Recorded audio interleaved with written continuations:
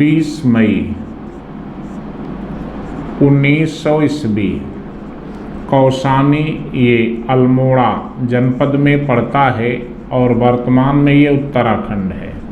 पहले उत्तर प्रदेश का ही एक जनपद था। 20 मई 1900 ईस्वी उत्तराखंड के अल्मोड़ा जनपद में कौसानी स्थान पर हुआ है। आज भी कौसानी में पंत कुटीर और महादेवी कुटीर बना हुआ है। पंत के पिता गंगादत्त पंत थे और इनका वास्तविक नाम गोसाई पंत था, जिन्हें काव्य में सुमित्रा नंदन पंत कहा गया।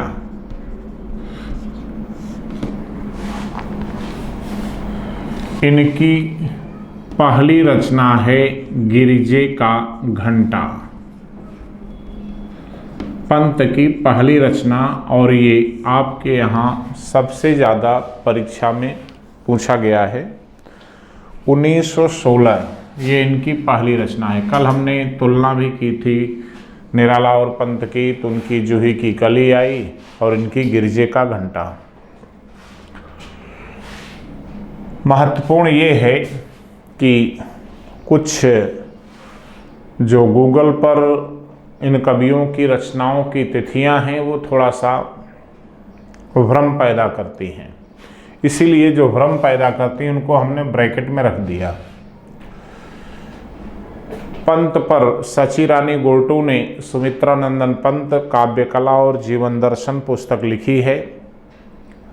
सुमित्रा नंदन पंत पर वृहत खंड लोक भारती प्रकाशन से प्रकाशित भी हुआ है, और उनकी जो वास्तविक तिथि है रचनाओं की, उनका हमने ये क्रम नीले रंग से प्रस्तुत किया है, और काले रंग से जो गूगल पर उपस्थित इनकी जानकारियां हैं वो हैं। अब किसी ने इनके बारे में कुछ लिखा डाल दिया, और अगर गलत तथ्य है तो गलत तिथि भी आती है। जैसे प्रसाद की जन्म तिथि गूगल में 1890 है, जबकि 89 है वास्तविक। निराला की 1899 गूगल पर डाल दिए हैं, जबकि 1896 है। तो ऐसे साहित्य में कुछ तिथियां लोग अपने अनुसार गलत सही बना देते हैं। हमें उन तिथियों को अगर कालक्रम पूछता है तो थोड़ा सा जानना होगा। 1918 में वीणा है, 20 में ग्रंथि है, पल्लव 28 में है, गुंजन 32 में है। गूगल के अनुसार चलें तो पंत की पल्लव 26 में और ग्रंथि वीणा 27 में, ग्रंथि 29 में, गुंजन 32 में। पल्लव की जो तिथि है 1928। पल्लव की भूमिका जब निराला ने इन्होंने पंत ने लिखी तो पल्लव की भूमिका को ही छायावाद का घोषणा पत्र कहा जाता है, मैनिफेस्टो। अंग्रेजी में घोषणा पत्र को मैनिफेस्टो कहते हैं। पंत के संदर्भ में जो उपलब्ध जानकारियां हैं, उनका जो जीवन दर्शन है वो थोड़ा सा पृथक है। निराला के उबड़ खाबड़ व्यक्तित्व, निराला का जो अनोखा अंदाज था, पंत का सीधा और सपाट है। इनके यहाँ महादेवी जैसी करुणा नहीं है और निराला जैसा ओज नहीं है। प्रसाद जैसा भारतीय संस्कृति के प्रति उदात्त भाव नहीं है, लेकिन प्रकृति के प्रति पंत का जो मानवीय प्रेम है वह प्रेम सर्वव्यापी है। आज प्रकृति के प्रति जो हमारा दृष्टिकोण बदल रहा है वो तब बदल रहा है जब हम प्रकृति से भयभीत होने लगे। ग्रीक दार्शनिक था हेराक्लाइटस, वो कहता था कि हम एक जल में 2 बार स्नान नहीं कर सकते। एनेक्समेंडर और एनेक्सगोरस भी थे, नॉलेज इज वर्च्यू, और एनेक्समेंडर कहता था कि यदि हमारी तरह पशु पक्षियों के भी हाथ पैर बंद होते तो अपने देवता की परिकल्पना वो अपने रूप में चित्र बनाकर करते, जैसे हम करते हैं। और एक ग्रीक दार्शनिक और है जिसने कहा था कि मानव का स्वभाव है अधिकार करना, वो सब पर अधिकार पाना चाहता है। प्रसाद ने भी प्रकारांतर में यही बातें कही थी। जिन वस्तुओं से हम डरते हैं उनकी पूजा करते हैं और जिन पर हम अधिकार कर लिए हैं उनकी पूजा नहीं करते। बचपन का चंदा मामा आज पत्थरों की बेजान वस्तु बनकर रह गया। सूर्य की गैलीलियो ने अगर दूरबीन का आविष्कार करके सूर्य के काले धब्बे का पता लगा लिया, अल्बर्ट आइंस्टीन ने सापेक्षता का सिद्धांत दे दिया, समुद्र की गहराई फैदम में नाप ली गई, नॉटिकल मील में समुद्र की दूरियां नाप ली गई, तो ये कहा जाने लगा कि ये जो हमारे पूजनीय वस्तुएं थी, समुद्र हो, सूर्य हो, चंद्र हो, ग्रह नक्षत्र हों, सबको आज भी भारतीय वाङ्मय में पूजा जाता है, लेकिन वैश्विक दृष्टि से इन्हें एक तत्व, एक ग्रह, एक एलिमेंट मान लिया गया। ठीक उसी प्रकार जब प्रकृति अपने नक्शिक, प्रकृति अपने रौद्र रूप, विकराल रूप में आती है, तब हमें पूजा करने के बजाय प्रकृति की सुरक्षा के प्रति जागरूक करती है। और फिर हमें याद आते हैं पंत। पंत की रचनाएं कहीं न कहीं प्रकृति की देन कह सकते हैं या विलक्षण प्रकृति के सुकुमार पंत कहे जाते हैं। पंत तो स्वयं कहते हैं कि कविता लिखने की प्रेरणा हमें प्रकृति की गोंद से मिली।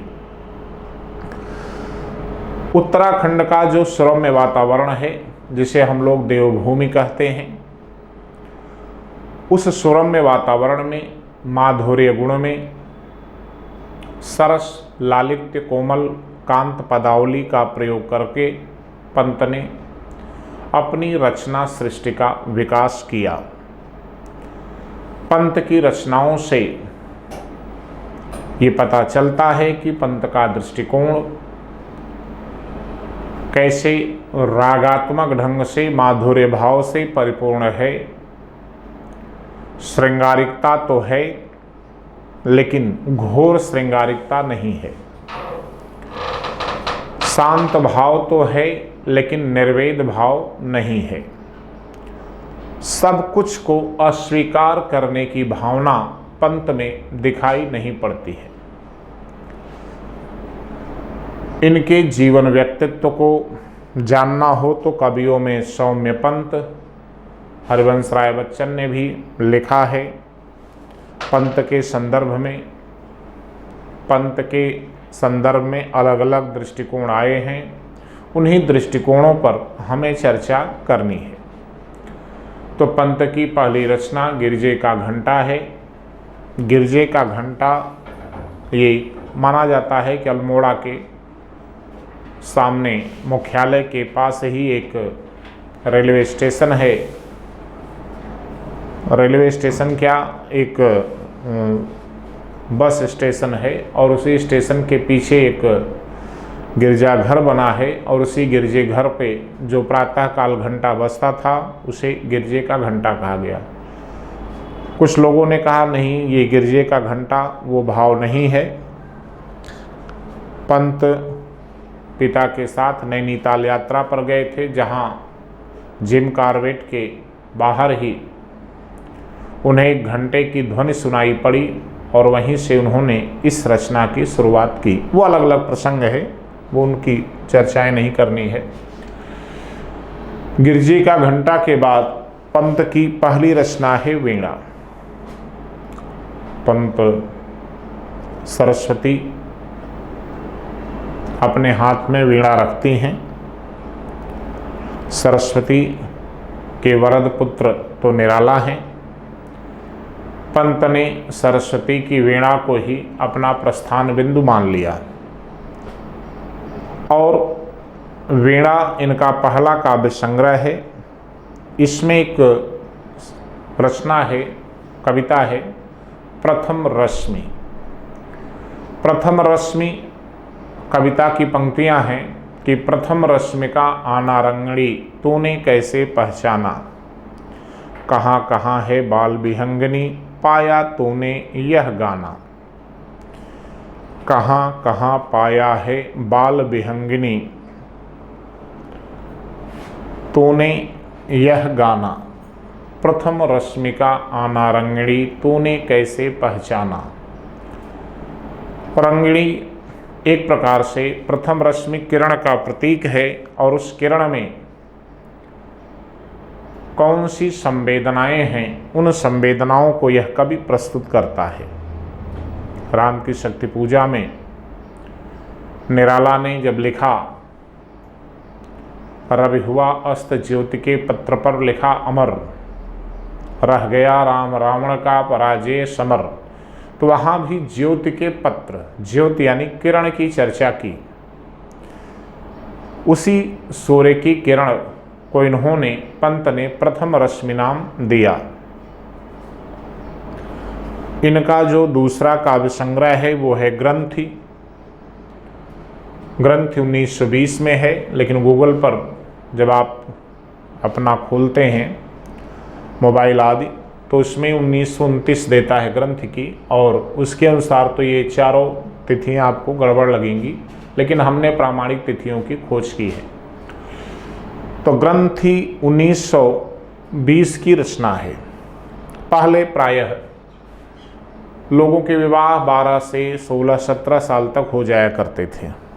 20 साल का मतलब हो जाता था कि वो आदमी, उसका विवाह किन कारणों से नहीं हो रहा है। पंत का विवाह भी नहीं हुआ था क्योंकि बचपन से ही डायबिटीज के पेशेंट थे। मधुमेह के रोगी होने के कारण उन्हें प्रकृति का सुकुमार कवि कहा गया। तो सुकुमार का आशय भी था कि ये कुमार थे, विवाह नहीं हुआ था।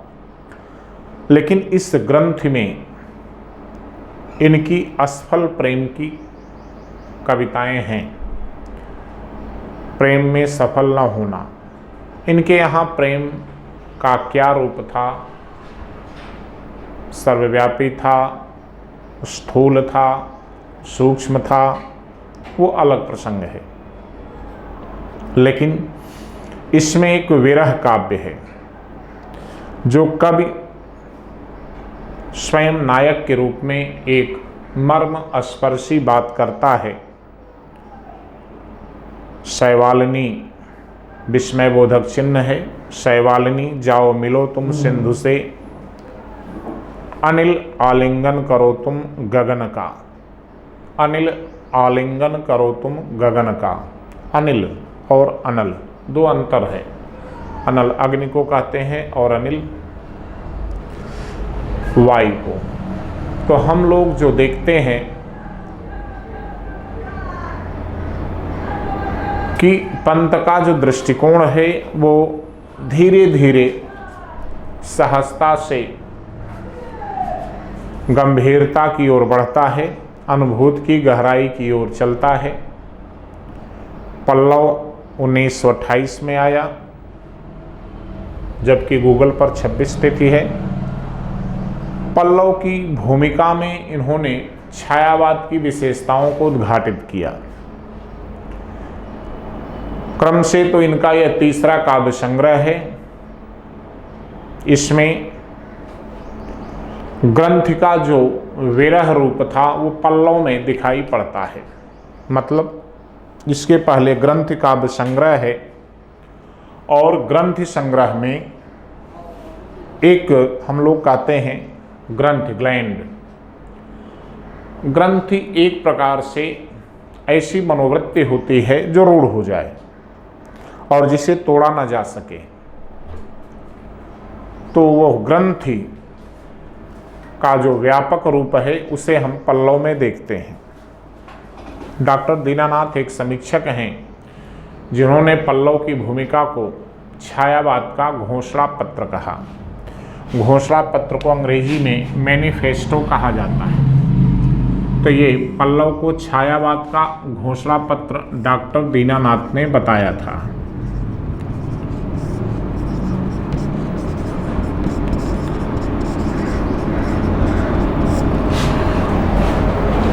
इसमें कुछ ऐसी कविताएं हैं जो पंत के छायावादी व्यक्तित्व को परिभाषित करती हैं। जैसे उच्छ्वास, प्रसाद ने शो को उच्छ्वास लिखा और पंत ने उच्छ्वास।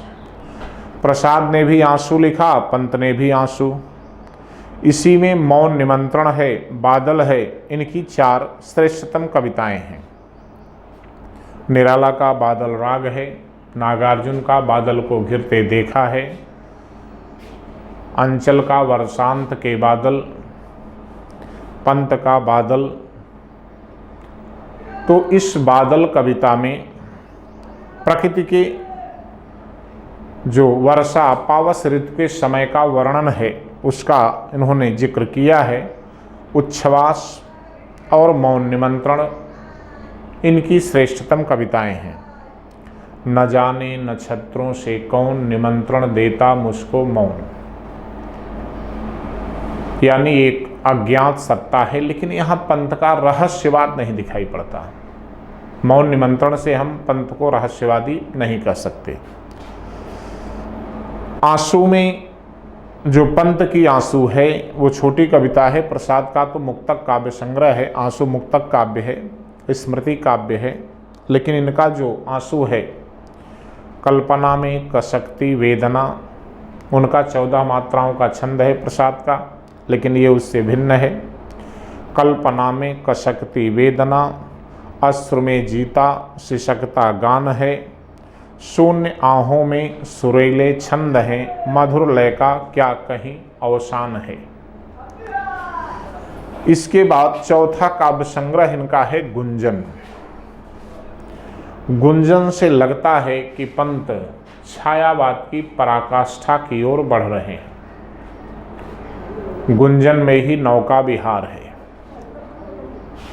सिकता की सस्मित सीपी पर युग चेतना, तो युग ज्योत्सना, सिकता, सस्मित, सीपी, ये ऐसे शब्द हैं जो छायावादियों द्वारा शब्दकोश बनाए हुए शब्दकोश से निःसृत हैं। नौका विहार, चांदनी, तपरे मधुर मधुर मन, भावी पत्नी के प्रति एक तारा, इसकी श्रेष्ठतम रचनाएं हैं। हंसता तो केवल तारा एक, गुथा हुआ घुंघराले बालों से। तारा यानी एक स्टार जो आसमान में है, उस तारे को इन्होंने एक छोटे बालक का रूप दिया, एक बच्चे का रूप दिया। जैसे बच्चा हो 6 महीने साल भर का, उसके सिर के बाल बड़े हों, घुंघराले हों, और वह जब हंसता है तो परिवार के सदस्यों का हृदय प्रफुल्लित हो जाता है। उसी प्रकार रात्रि में पंत ने तारे का चमकना देखा। बादल के बीच जब तारा चमकता है तो हंसता तो केवल तारा एक, गुथा हुआ घुंघराले बालों से। नौका विहार में हम लोग पढ़ते हैं, सैकत सैया पर दुग्ध धवल, तनमंगी गंगा ग्रीष्म विरल, लेटी हैं श्रांत क्लांत निश्चल, यानी गंगा की जो रूपहली रेती है, नाव लेकर पूर्णमासी के दिन कालाकाकर के समीप गंगा तट पर सुमित्रानंदन पंत पहुंचकर नौका लेकर जब नौका विहार करते हैं तो उसी चांदनी रात के दृश्य का वर्णन नौका विहार के प्रसंग में पंत करते हैं। तो हमने जो बताया आपको कि गुंजन एक प्रकार से पंत की पराकाष्ठा है। एक तारा, नौका विहार, तपरे मधुर मधुर मन, चांदनी भावी पत्नी के प्रति, इनकी श्रेष्ठतम कविताएं इसी संग्रह में हैं। जैसे अनामिका संग्रह में निराला की श्रेष्ठतम रचनाएं सरोज स्मृति, राम की शक्ति पूजा, तुलसीदास, तोड़ती पत्थर संकलित थी। गुंजन के बाद 1936 में वैश्विक परिदृश्य में जो बदलाव आता है, साहित्य में भी वह बदलाव द्रष्टव्य है और उसी बदलाव का परिणाम है कि पंत ने युगांत लिखकर छायावाद के अंत की घोषणा की। द्रुत झरो जगत के जीर्ण पत्र। कहा जाता है कि इसमें पंत ने बापू के प्रति भी अपना समर्पण व्यक्त किया। बापू के प्रति एक कविता भी लिखी है। हालांकि सियाराम शरणगुप्त, दिनकर, मैथिली शरणगुप्त गांधीवादी विचारधारा के कायल थे। गुप्त बंधु तो गांधीवादी विचारधारा का निर्वहन जीवन पर्यंत करते रहे, कर्म से, भाव से, हर प्रकार से। लेकिन पंत ने बापू के प्रति कविता लिखकर ये बताने का प्रयास किया कि हे राज्य प्रजाजन्य साम्य तंत्र, शासन चालन के मृतकयान, मानस मानुषी विकास शास्त्र जय, तुलनात्मक सापेक्ष गान। दिनकर के यहाँ बापू की मृत्यु पर दिनकर ने लिखा था कि हाय राम कैसे झेले हम अपनी लज्जा, अपना शोक, गया हमारे ही हाथों में अपना राष्ट्र, पिता परलोक। लेकिन यहाँ युगांत में जब पंत लिखते हैं कि द्रुत झरो जगत के जीर्ण पत्र, हे स्त्रस्त ध्वस्त, हे शुष्क शीर हिमताप पीत मधुमात मीत, तुम बीत राग जड़पुरा चीन, द्रुत झरो जगत के जीर्ण पत्र। स्वाभाविक है कि छायावाद का जो आकर्षण था 18 वर्ष में ही वह समाप्ति प्राय की ओर गया। पंत के युगांत से छायावाद का अंत माना गया। लेकिन महादेवी 40 में यामा लिखती हैं और महादेवी की दृष्टि से तो छायावाद का अंत होता ही नहीं। निराला तो प्रकृति के बाद समाज और दर्शन की ओर झुकते हैं। पंत भी प्रगतिवाद के प्रति आकर्षित होते हैं और युगवाणी इनकी खड़ी बोली की प्रथम प्रगतिवादी रचना माना गया। लेकिन जल्द ही 4 वर्षों में ही प्रगतिवाद से इनका मोह भंग हो गया और 1940 में पंत ने ग्राम्या लिखा। ग्राम्या को प्रगतिवाद का अंत माना जाता है। क्यों? क्योंकि छायावाद की जो यायावरी दुनिया थी, छायावाद की जो काल्पनिकता थी, छायावाद में जो प्रकृति के प्रति रागात्मक भाव था, कल्पना का नवोन्मेष था, वो धीरे धीरे एक सीमा के बाद अरुचिकर लगने लगा। परिणामतः गांव की ओर कवि का मन चलता है और ग्राम्या में गांव के लड़के शीर्षक एक कविता पंत लिखते हैं, जिसमें उन्होंने सीधे लिखा, मिट्टी से भी मटमैले तन, अधकटे कुचैले जीर्ण वसन, ज्यों मिट्टी के हो बने हुए, ये गंवई लड़के भूखे धन। गांव के बच्चों पर उनकी कविता प्रकाशित हुई। उन बच्चों में इतना निश्चल प्रेम होता है अपनी माटी के प्रति, अपनी भूमि के प्रति, अपनी संस्कृति के प्रति और राष्ट्र के प्रति। माटी के प्रति तो उनका प्रेम जग जाहिर है। उसी मिट्टी में, उसी मिट्टी से बनते हैं और उसी मिट्टी में अपनी सारी लीलाएं करते हैं, खेलते हैं, कूदते हैं। इसमें पंत ने एक साहित्यिक भाव भी प्रस्तुत किया। तुम वहन कर सको जनमन में मेरे विचार, वाणी मेरी चाहिए तुझे क्या अलंकार। इसका आशय ये है कि अब अलंकार के लिए नहीं प्रयुक्त होगा, यानी काव्य का सौंदर्य काव्य के लिए प्रयुक्त नहीं होगा, बल्कि हम भावों को प्रस्तुत करेंगे, इस पर बल होगा। सौंदर्य अपने आप बनता जाए, यह उसका कार्य है।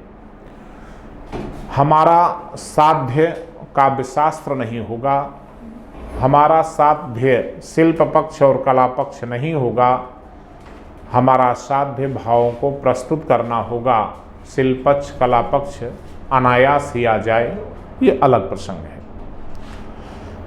ग्राम्याशय प्रगतिवाद का अंत माना गया, जबकि प्रगतिवाद का अंत होता नहीं। इनकी रचना के सापेक्ष हम लोग ये बातें देख लेते हैं। इसके बाद पंत का जब प्रगतिवाद से मोह समाप्त होता है तो पंत महर्षि अरविंद द्वारा प्रतिपादित दर्शन अंतश्चेतना की ओर मुड़ते हैं। अब पंत का जो दार्शनिक भाव है वो अंतश्चेतना का भाव आना शुरू होता है। दोनों स्वर्ण किरण स्वर्ण धूल 1941 में आती हैं, इसलिए पुस्तकों में इन दोनों का एक साथ उल्लेख किया जाता है, स्वर्ण किरण और स्वर्ण धूल। लेकिन अंतश्चेतना का जो प्रभाव है उस पर स्वर्ण किरण ज़्यादा महत्वपूर्ण है, क्योंकि इसी में सबसे पहले पंत ने महर्षि अरविंद के अंतश्चेतना दर्शन को प्रस्तुत किया है। अंतश्चेतना आंतरिक चेतना यानी कोई भी व्यक्ति मोक्ष प्राप्त कर सकता है। मोक्ष केवल ऋषियों मुनियों के लिए ही नहीं है। अगर आप शाश्वत सत्य का अनुसरण करें, सन्मार्ग पर चलें, अच्छे कार्यों को करें और उस दिशा में प्रयत्न करें, तो कोई भी व्यक्ति, चाहे वो राजा हो, चाहे वो रंक हो, चाहे वो कंगाल हो, चाहे वो अछूत हो, कोई भी व्यक्ति हो, वो मोक्ष की प्राप्ति कर सकता है। यही अंतश्चेतना है। अपने आंतरिक चेतना को पहचानना, अपनी आंतरिक चेतना का प्रयोग करके ईश्वर से एकात्म होने की भावना रखना, विश्वात्मा से अपनी आत्मा का सम्मिलन, इस अंतश्चेतना का मूल उत्स है। दूसरी बात, स्वर्णधूलि कविता में एक काल अश्व है, कविता है इसमें, स्वर्णधूलि में, इस संग्रह में काल अश्व यानी एक प्रकार से दार्शनिक भाव देता है। कालबोध विस्तृत करता, मन को देता बल, निखिल वस्तुएं क्षण घटनाएं जल में केवल, यानी सब कुछ। जैसे महात्मा बुद्ध ने प्रतीत समुत्पाद की अवधारणा दी थी, बौद्ध दर्शन में क्षणिकवाद का भाव प्रस्तुत किया था। सब कुछ क्षणभंगुर है। आत्मा को विज्ञानों का प्रवाह बताया। जैसे जल में निरंतर बूंदें उत्पन्न होती हैं, विलीन होती हैं, उत्पन्न होती हैं, विलीन होती हैं, और उन्हीं के संयोजन से जलराशि होती है, उसी प्रकार आत्मा है। हम अलग बात है कि गीता में पढ़ते हैं कि न जायते मृते वा कदाचिन्नाय भूत्वा भविता वा न भुवः अजो नित्यम शाश्वतो हम पुराणो न हन्यते हन्यमाने शरीरः नयनम छिन्दन्ति शस्त्राणि नयनम दहति पावका न चैनम क्लेदयन्ते न शोषयतु मारुतः। तात्पर्य ये है कि पंत की जो अवधारणा है वह अवधारणा इनसे थोड़ा सा गीता के दर्शन से भिन्न है, लेकिन अरविंद दर्शन से परिपूर्ण है। स्वर्णधूल के बाद इन्होंने 1948 में युगपथ लिखा। इसके दो भाग हैं, एक को युगांत कहा गया, दूसरे को युगांतर। लेकिन इन कविताओं में गांधी जी के निधन के प्रति श्रद्धांजलि भी है। जानते हैं हम लोग कि 30 जनवरी 1948 को गांधी का निधन हुआ, और ये कविता जून जुलाई में लिखी गई थी। गांधी के निधन के प्रति श्रद्धांजलि है। रविंद्रनाथ टैगोर और अरविंद के प्रति एक प्रशस्ति पत्र भी है। इसमें गंगा, यमुना, सरस्वती, इन तीनों को विचारधारा कहकर त्रिवेणी नाम से एक कविता लिखा। उसमें इनको केवल नदी मात्र नहीं माना, बल्कि 3 विचारधाराएं भी हैं। जैसे हमारे यहाँ कबीर ने भी कहा, तिरगुन फांस लिए कर डोले, बोले मधुरी बानी, माया महाठगनी मैं जानी। तो यहाँ पंत सच रज तम 3 गुणों को 3 विचारधारा नहीं देते, बल्कि इन विचारधाराओं को गंगा यमुना को सत्यम शिवम सुंदरम का रूप देकर के एक विचारधारा के रूप में प्रस्तुत करने का प्रयास करते हैं। ऐसा कहा भी जाता है कि पंत स्वयं कहते हैं कि उत्तरा सौंदर्य बोध तथा भाव ऐश्वर्य की दृष्टि से मेरी श्रेष्ठतम रचना है। लेकिन युगपथ के बाद मुक्ति यज्ञ आता है 1948 में। मुक्ति यज्ञ एक खंड काव्य है। ये मुक्ति हेतु किया गया यज्ञ है, इसलिए इसका नाम ही रखा गया मुक्ति यज्ञ। इसके बाद उत्तरा आती है। उत्तरा के बाद अतिमा है। अतिमा में पंत ने प्रकृति के अतिरिक्त जीवन की अन्य संवेदनाओं को भी प्रस्तुत करने का प्रयास किया। हम जानते हैं कि इस जगत में जैविक अजैविक 2 प्रकार के प्राणी हैं। जैविक में भी हम आप देखेंगे नर मादा, नर में हर प्रकार के पशु पक्षी मानव सब आ जाते हैं। मादा में भी इस प्रकार की तत्व या तथ्य आते हैं। तो पंत ने सब में संवेदनाओं का स्फुरण माना।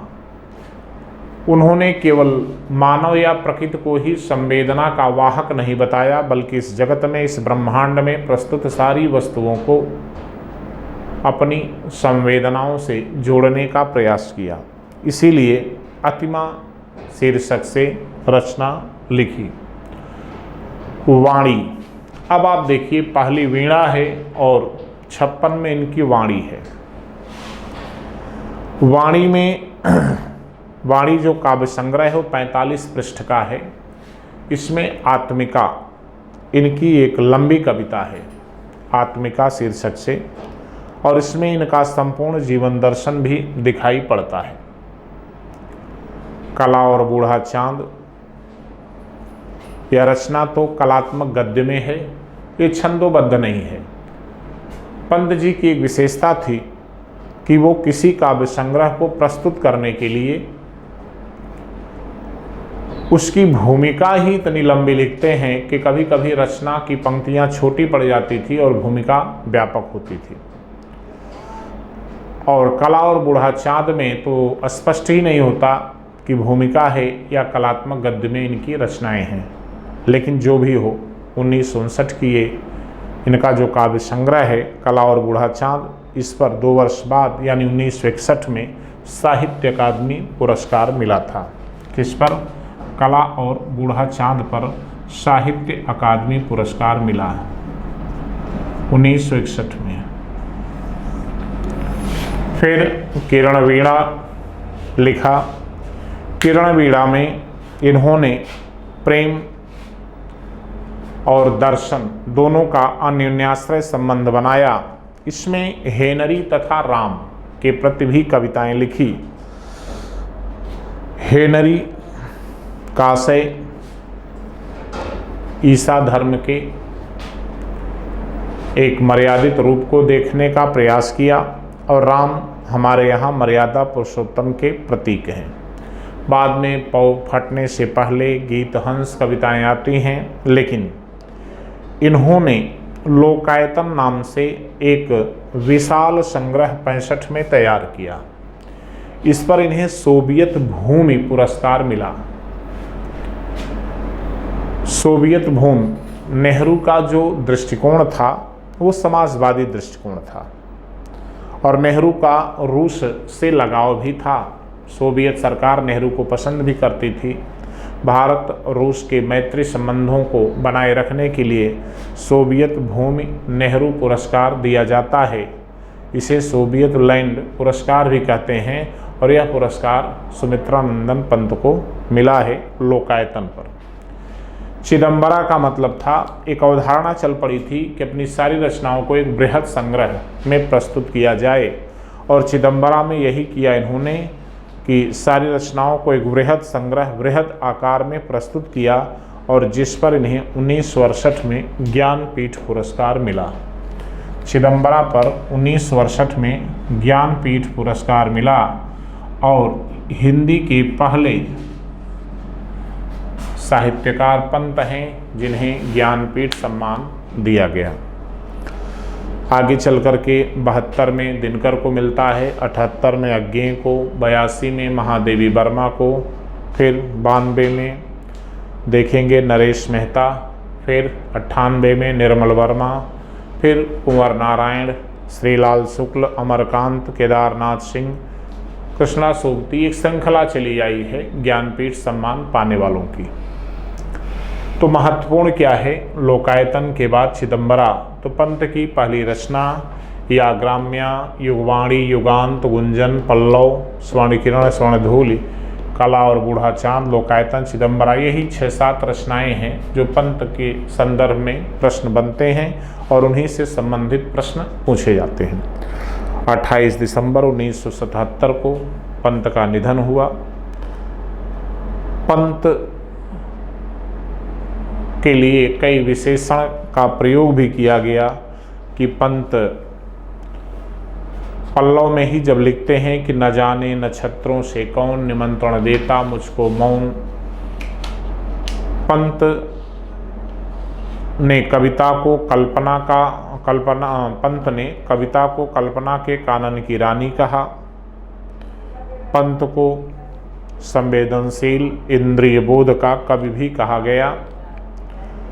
पंत ने एक रूपाभ शीर्षक पत्रिका का संपादन किया। पंत ने एक उपन्यास हार नाम से उपन्यास लिखा। इसको कम ही लोग जानते हैं कि इनका उपन्यास भी आया है। हार शीर्षक उपन्यास है पंत का। रूपाभ पत्रिका का प्रकाशन किया था पंत ने।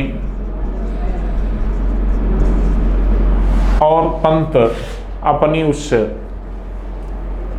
पर्वतीय उपत्यका को छोड़कर प्रयाग की धरती पर ही रहे, सर्वाधिक समय तक यहीं व्यतीत किए और यहीं पर इनका निधन होता है। कॉलविन हॉस्पिटल इलाहाबाद स्टेशन के बगल है जहां इनका निधन होता है। पंत ने पल्लव को कल्पना का विह्वलवाल कहा। पंत ने छायावाद को गूढ़ कल्पना सी कवियों की जैसा विशेषण देकर छायावादी साहित्य को सर्वाधिक मानवीय प्रकृति में संवेदनशील बनाने का प्रयास किया। इसके बाद हम लोग चर्चा करते हैं महादेवी वर्मा की। महादेवी वर्मा और पंत में 7 वर्ष का अंतर है। महादेवी वर्मा का जन्म 23 मार्च, ये होली का दिन था, फर्रुखाबाद में इनका जन्म हुआ है।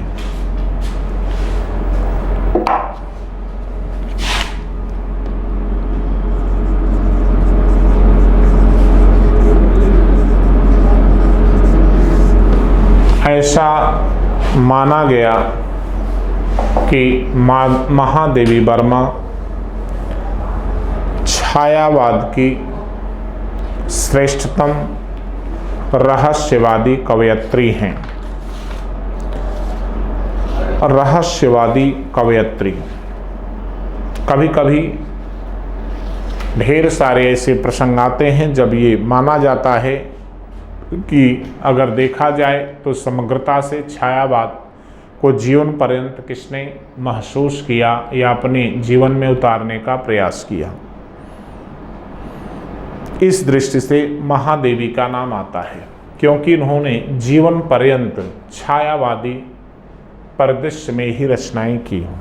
पंत ने भी जीवन दर्शन बदला, प्रगतिवाद की ओर मुड़े, अंतश्चेतना दर्शन की ओर चल पड़े। निराला भी 36 के बाद प्रगतिवाद की ओर उन्मुख हुए, लेकिन प्रयोगशील कहे गए। प्रसाद का दुर्भाग्य था कि छायावाद के बीच में ही उनका निधन होता है। 37 में प्रसाद का निधन होता है, लेकिन 35 उनकी अंतिम रचना थी। उसके बाद प्रसाद गंभीर रूप से बीमार पड़े। लेकिन महादेवी जीवन पर्यंत नीर भरी दुख की बदली, मैं नीर भरी दुख की बदली, विस्तृत नभ का कोई कोना, कोई नहीं अपना होना, परिचय इतना इतिहास यही, उमड़ी कल थी मिट आज चली, उमड़ना और मिटना, उत्पन्न होना और विलीन होना, सृजन और विनाश से विपरीत है। उसमें निमग्न होना, उसमें एकाकार होने की भावना रखना, उसमें सब कुछ अर्पण करने की भावना प्रस्तुत करना महादेवी वर्मा की श्रेष्ठतम उपलब्धि रही। हम लोग जानते हैं कि महादेवी वर्मा सुंदर नहीं थी। सौंदर्यता या सुंदरता के अभाव में इनके पति ने विवाह के उपरांत इन्हें त्याग दिया। लेकिन उन्होंने त्याग क्या दिया, महादेवी को एक नया वरदान मिला। पति रूप नारायण वर्मा थे जिन्होंने महादेवी को त्याग दिया। महादेवी क्रास्थवेट से माध्यमिक शिक्षा ग्रहण करने के बाद प्रयाग महिला विद्यापीठ से स्नातक, फिर इलाहाबाद विश्वविद्यालय से स्नातकोत्तर की उपाधि लेती हैं। 1930 में प्रयाग में अखिल भारतीय कवयित्री सम्मेलन भी करती हैं। 1932 में इन्होंने चांद, जो इलाहाबाद से पत्रिका निकलती थी, इसे नंद गोपाल सिंह सहगल निकालते थे। बाद में मुंशी नवजादिक लाल इससे जुड़े और महादेवी से जब इसका आग्रह किया संपादन करने के लिए, तो महादेवी ने निःशुल्क इसका संपादन किया। आगे चलकर महादेवी की रचनाओं पर सेक्सरिया पुरस्कार भी मिला। इनकी रचना नेहार है, रश्मि, नीरजा, सांदगीत, दीपशिखा, फिर इन चारों का संकलन यामा नाम से कर दिया और इसी यामा पर 1982 में इन्हें ज्ञानपीठ सम्मान मिला। तो जब भी क्वेश्चन आता है महादेवी की रचनाओं का क्रम पूछा जाता है, नेहार, रश्मि, नीरजा, सांदगीत। बाद में परिक्रमा और गीत पर्व, सप्तवर्णा, प्रथम आयाम शीर्षक रचनाएं भी लिखती हैं। लेकिन ये 4 रचनाएं जो यामा संग्रह में थी, ये ज़्यादा महत्वपूर्ण थी। महादेवी को उत्तर प्रदेश सरकार ने विधान परिषद में सदस्य नामित किया, जैसे हम लोग MLC कहते हैं, और इन्हें पहली बार पहला भारत भारती सम्मान भी दिया गया। भले सेक्सरिया पुरस्कार हिंदी साहित्य सम्मेलन दिया हो, लेकिन पहला भारत भारती सम्मान महादेवी को उत्तर प्रदेश सरकार द्वारा दिया गया। इसके बाद महादेवी का जीवन दर्शन गद्य विधा की ओर चलता है। रेखा चित्र, संस्मरण, निबंध ये आदि लिखती हैं। श्रृंखला की कड़ियाँ इनका निबंध संग्रह है, जिससे इन्हें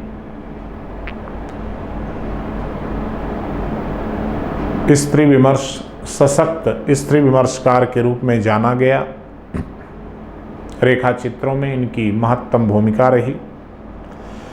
11 सितंबर 1987 को महादेवी का निधन हुआ। 77 में पंत जी का निधन हुआ और 87 में महादेवी। 37 में प्रसाद जी का निधन हुआ, 61 में निराला का।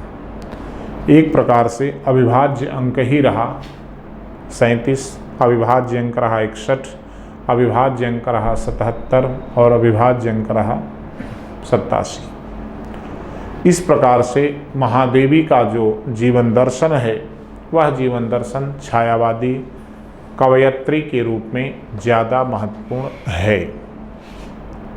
अगली कक्षा में यानी अगले लेक्चर में हम लोग छायावाद के अन्य कवियों का भी जीवन दर्शन, उनकी रचनाओं का प्रसंग प्रस्तुत करते हैं।